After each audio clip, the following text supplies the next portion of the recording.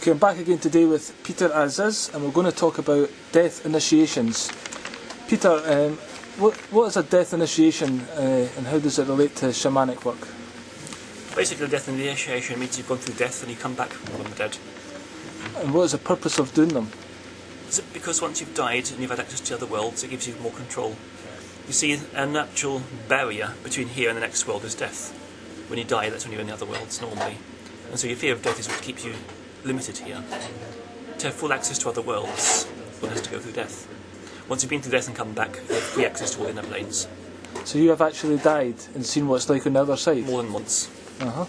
So you use plants to achieve these, this death, is that correct? That's one way. Okay. And what plants do you use? Fiddly nightshade, thorn apple, mandrake, wolfsbane, monkshood, Okay. henbane. I believe, what would be the first plant you start on to if you're going to think about doing this kind of stuff? Before hitting any of these more dangerous plants, I would always recommend ayahuasca, simply because it gives you a death experience without actually being dangerous. It prepares people. So I myself have took ayahuasca, but it didn't feel like I died or went to the other side or anything. No, but if you take it a few times, you go through that experience at some point. So that is why it's called the death find then? That's right. So do you see ancestors or anything like that? You can do. Each person's experience is different. Would you mind describing some of the more sort of extreme experiences you've had in ayahuasca, or one in particular? Or? Well, I think the most extreme one I had was actually my first one, where I had demons pulling my brains out all night. Where did you take that about? That's when I first went to the Amazon jungle in Peru. Okay. Is that the time you told me you work with Kali? Is this Kali here? Yeah. Okay. No, that's Shiva. That's Kali's husband. Okay, Kali's husband. And you told me one time that you were with these shamans in the tribe in Peru, and you took ayahuasca and Kali appeared. That's right. Can you describe what happened there? Well, first of all, she came to me during the dietus. The dietus is when you're living in one plant alone for 10 days and you spend the time in the jungle, to the plant spirit teaches you its songs. Okay. Now, what I found is that, although at first my songs coming in Quechua, like all the shaman were, they then started coming in Sanskrit, because I realised Kali was with me. And when we took ayahuasca, the other shaman, they saw Kali dancing around the room. Okay, so you didn't know Sanskrit, but you started singing in Sanskrit. That's right. On this ayahuasca, and then you had to go and research. Yes. Who Kali was, yeah, what Sanskrit right. was. Yes. So now you've learned the meaning of the songs, and you can. That's right, and I can see them more fully. And I believe that Kali actually works with you now. Yes. She like become an ally. Is that the right word? Yes, you can call her an ally, but basically she's my main goddess. She's my overall guardian. So when you're doing ayahuasca ceremonies with people, you get possessed by Kali. Sometimes. And then, are you aware of what you're doing in those states? No, when I'm possessed, I'm totally gone, and the goddess takes over totally. And can you remember? No, don't know a thing. Okay, quite interesting. So another thing for people to get a death initiation is not through a plant, it's through the Zen posture. That's right.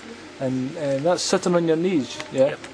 And what's so hard about that? Can you describe how people achieve a death initiation through that? Well, you have to try it to know it, because if you sit like that, basically you kneel down this way, feet are flat, toes together. So you sit like this. After a while it gets very uncomfortable. Okay. You relax and go into meditation, but after a while you're let's go really numb, and you actually go through death after 3 hours. After 3 hours? Yeah, it takes about 3 hours and you go through death. So how long did it take you to prepare to get to that level? Oh, I lost track of time. Yes. Basically I started off a bit at a time. When you can meditate comfortably for half an hour a day this way, then it's worth trying a long one. First I managed 2 hours, then I tried again and managed an hour and a half, and then I realised it wasn't getting any easier, and I just grit my teeth and did it for 3 hours. Yeah.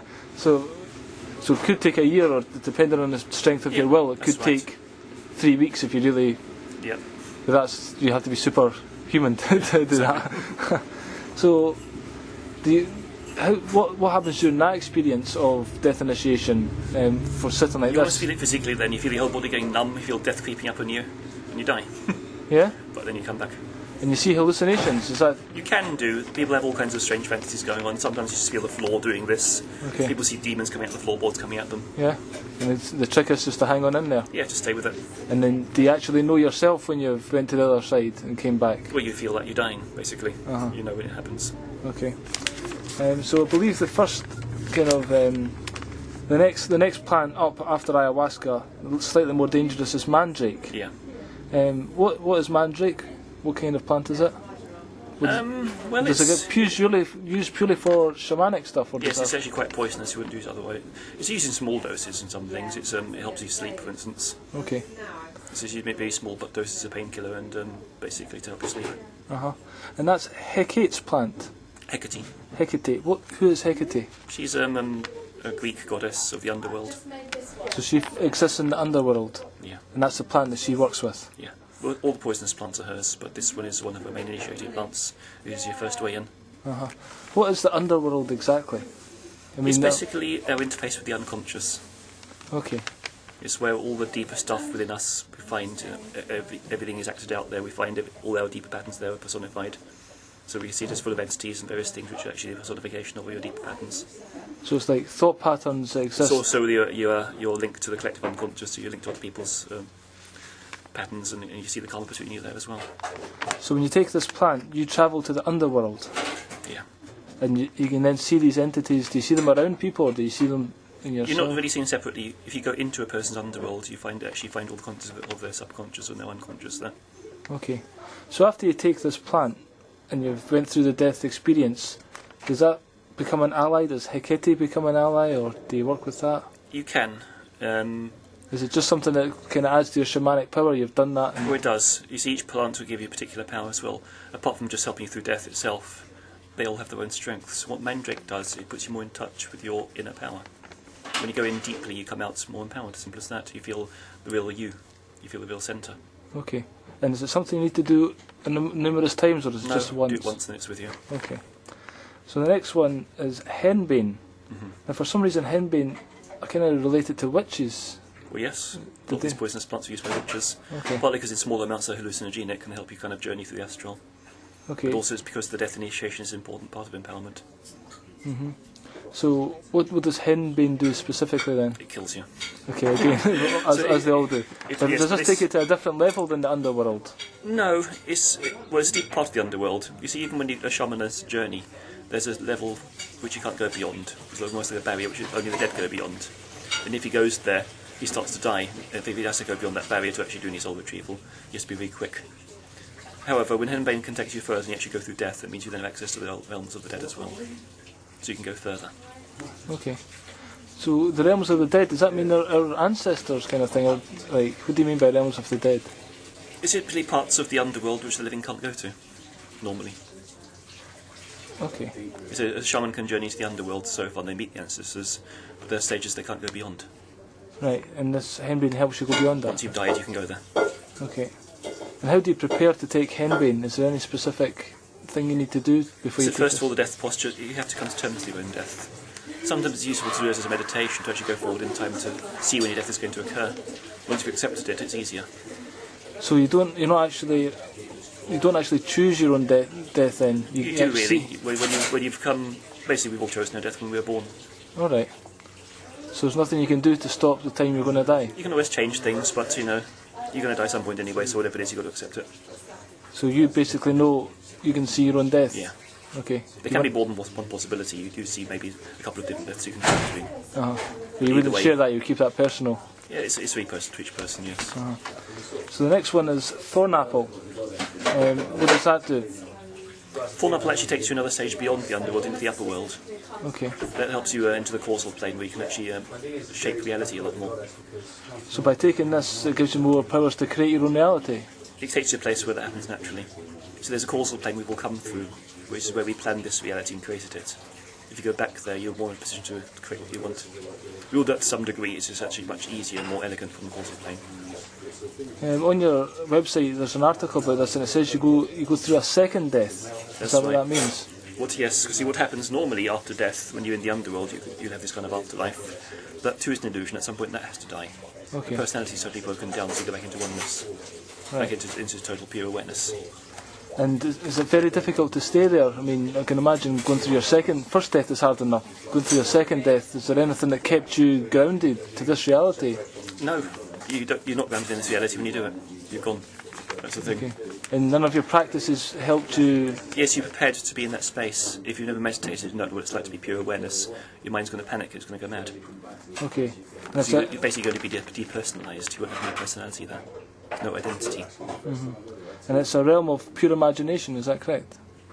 It's where the imagination exists and creates everything. Yes. Okay.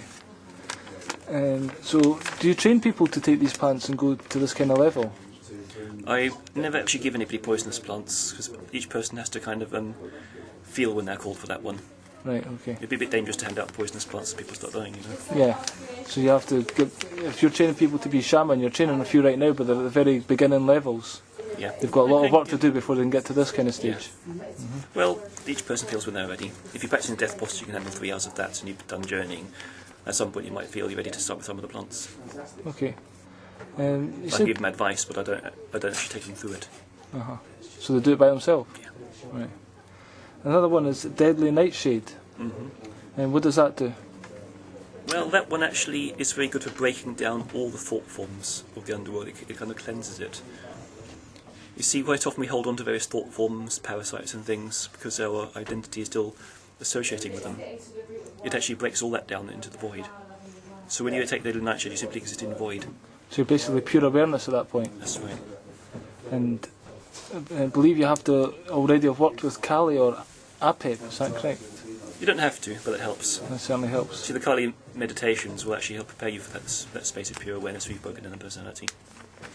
So for you to work fully with Kali, you have to do the mantra, and it's through devotion to Kali. Yes. And that mantra can help you in these states. Yeah. See, when you were saying a mantra, it takes you deeper and deeper and deeper. There's some points in the repetition of a mantra and nothing else exists but the mantra. The mantra is the one thing that's holding the mind together. Okay. And I believe when you're in this state of pure awareness, this is the state that Buddhists are trying to Yes, trying that's to get right. to. They see one as with a void as the ultimate goal, but we see it as just one stage. Okay. And do you think Buddhists do attain this state through their meditation practice? Yes, it's not difficult really.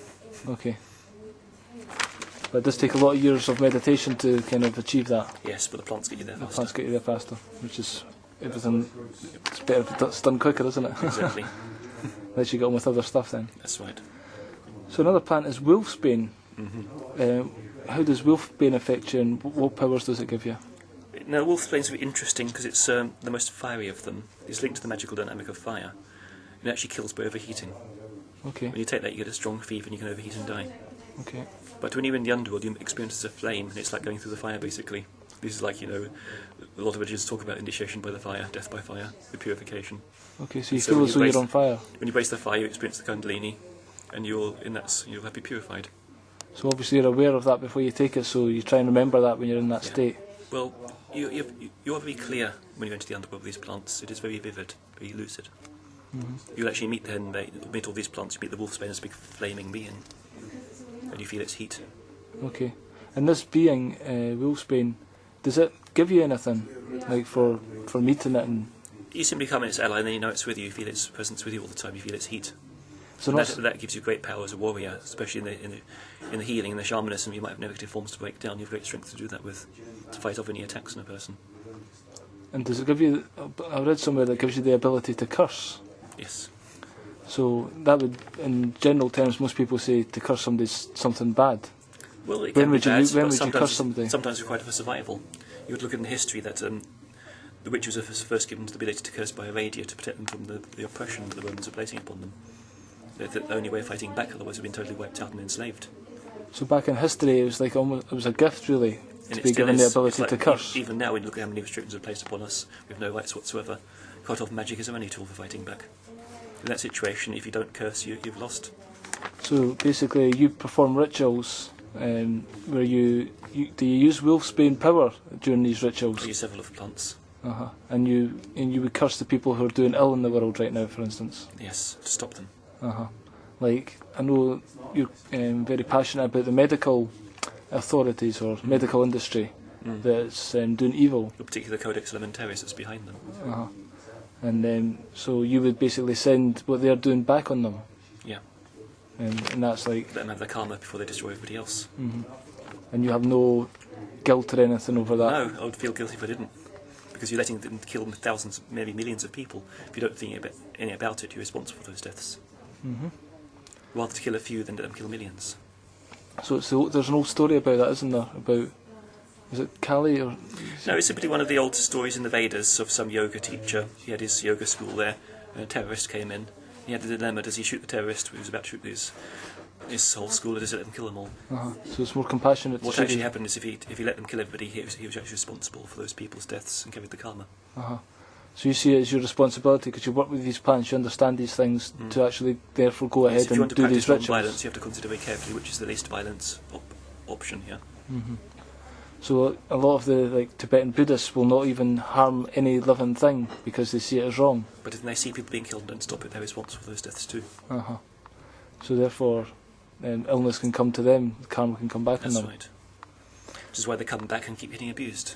If you look at how the shadow works, whatever you deny comes at you from the outside. It's always the ones who are not practicing violence tend to being totally abused by those around them, and they won't fight back. Yeah, because they're not looking at their shadow self, Exactly. and embracing it, It's, and dealing with it's it. the only shadow coming up from the outside. That's how the shadow works.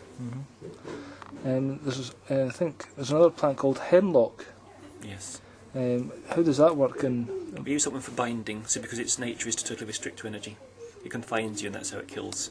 Through restriction, you might go into spasm. Everything is controlled. You can't think. Everything is totally paralysed.